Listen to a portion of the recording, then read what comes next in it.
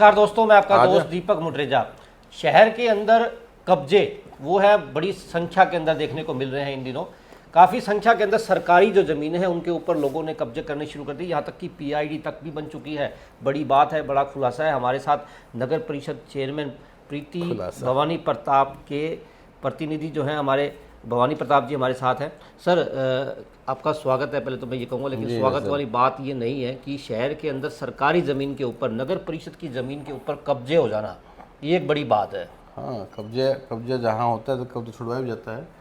और यह कब्जा ये नहीं कि भी आज ही कब्जा हुआ है या 10 दिन पहले कब्जा हुआ है। अभी जब पुराने कब्जे हो रखे हैं, हम उनको चिन्हित करने हैं कि हमारी नगर परिषद की भूमि कहाँ कहाँ थी। अब उन नगर परिषद की भूमियों को चिन्हित करो और उनमें कौन किस प्रकार से कब्जा करके बैठा है, उसको खदेड़ना है वहाँ से। और सरकारी भूमि पर हमने 4 दीवारी करनी है। अभी हमने पीछे देखा नहीं आपने कि लोहा रोड के ऊपर हमने सरकारी भूमि नगर परिषद की है हमारी, वहाँ 4 दीवारी कराने का हमने कार्य शुरू कर रखा है हमने। अभी हमने इम्प्रूवमेंट ट्रस्ट मार्केट के पीछे भी कब्जा की हमने सूचना मिली कि वो पिछले 10 साल से वहाँ कब्जे करने को प्रयास कर रहा है।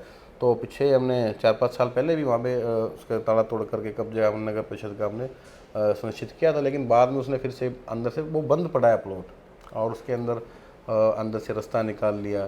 तो अभी हमने उसको नोटिस भी देकर कार्रवाई का हमारा सारी प्रक्रिया शुरू कर दी है। और आपने बात की कि पीआईडी के अंदर ऐसी कोई पीआईडी नहीं बनी कि नगर परिषद की भूमि पे किसी के नाम से पीआईडी होगी। हाँ, सर्वे के अंदर जब सर्वे ऐसी कंपनी की हो तो उसके अंदर किसी प्रकार से किसी ने गलत जानकारी दे करके या किसी प्रलोभन से कोई गलती या त्रुटि कोई रह गई है तो उसका भी सुधारने का प्रावधान सरकार ने कर रखा है कि भी ऐसी चीज़ों को हम सुधारने स्तर पर कर सकते हैं। जो भी तालाब है, कोई मंदिर है, कोई सरकारी भूमि है, उनका हम बिल्कुल भी किसी प्रकार 1 इंच पर भी कब्जा नगर परिषद की भूमि पर होने देंगे नहीं। सर शहर के अंदर काफ़ी समय पहले तक आपने भी देखा होगा, जब हम लोग छोटे छोटे थे तो जोड़ भी थे, और वो जोड़ आज बड़ी बड़ी इमारतें जो हैं वहाँ पर बन चुकी हैं। हालात जो पहले हुआ करते थे, क्या वो हालात आज भिवानी शहर में हैं? आप खुद भी, क्योंकि आप तो पूरे शहर में घूमते हो, पूरे शहर की रिपोर्ट्स जो हैं वो आपके पास रहती हैं, क्योंकि नगर परिषद के एक तरह से जो है आप पूरा संचालन यहाँ से करते हो। तो क्या हालात है आप? देखिए, हम तो छोटे छोटे थे ना, तब से कब्जे देखने शुरू हो गए थे। जी जी।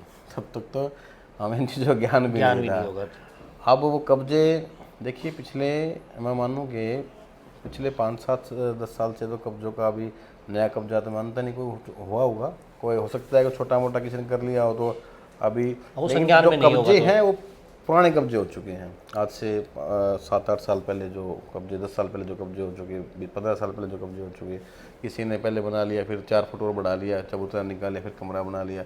इस प्रकार से कब्जे कई नगर परिषद संज्ञान में आते हैं, नगर परिषद कार्रवाई भी करती है। हमने पैमाइश कराई है सभी जगहों की। हम पैमाइश पे जो तालाब हैं, जहाँ जहाँ हमने देखा कि कब्जा है वहाँ कब्जा कार्रवाई करके हमको कब्जा से मुक्त कराएंगे ज़मीन को। और सरकार की ज़मीनें सरकार के अंडर रहेगी, और चाहे वो पार्क बने, सार्वजनिक कुछ स्थल बने, नगर परिषद की 4 दीवारी करके हमको सुरक्षित करेंगे और उसमें वो सार्वजनिक ही रहेगी, सरकार की रहेगी।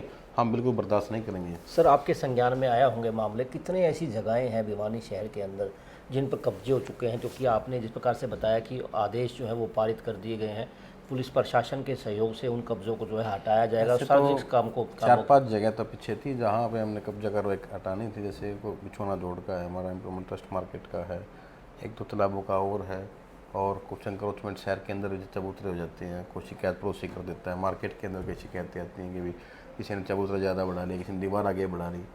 तो ये चीज़ें चलती रहती है। तो प्रक्रिया ऐसी है कि भी कोई ना कोई अपनी हदें पार करता है तो उसको कानून के अनुसार उसको सही करने का भी प्रावधान होता है। तो नगर परिषद कार्य शिकायत आने पर या संज्ञान जिस प्रकार भी आ जाए कार्य किया जाता है। तो क्या सर सख्त कार्रवाई नहीं होनी चाहिए? क्योंकि अभी हम लोग बात कर रहे थे कि हम लोग जब छोटे छोटे होते थे तभी से हम लोग देखते आ रहे हैं कि कब्जे लगातार होते आ रहे हैं। हालांकि आपने जिस तरह से बताया 5-6 साल पहले से ये कब्जे जो है ज़्यादा, 10 साल से ज़्यादा पहले, उसके बाद से कब्जे होने कम हुए हैं, जिस प्रकार की बातचीत की जा रही है। फर्क पड़ी है। देखो, इनका सोशल मीडिया है, आप मीडिया के माध्यम से शिकायतें आती हैं।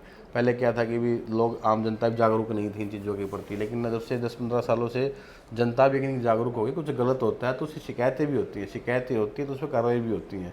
जब तक मामला संज्ञान में ना आएगा तो फिर उस पर कार्रवाई क्या कर सकते हैं? बिल्कुल नहीं, मैं ये जानना चाहता क्या कोई सख्त जो है प्रावधान बिल्कुल है, बिल्कुल इसका सख्ताई से प्रावधान है। व्यक्ति कब्जा करता है तो उसके बाद फिर और व्यक्ति भी कब्जा लगातार करते जा रहे हैं।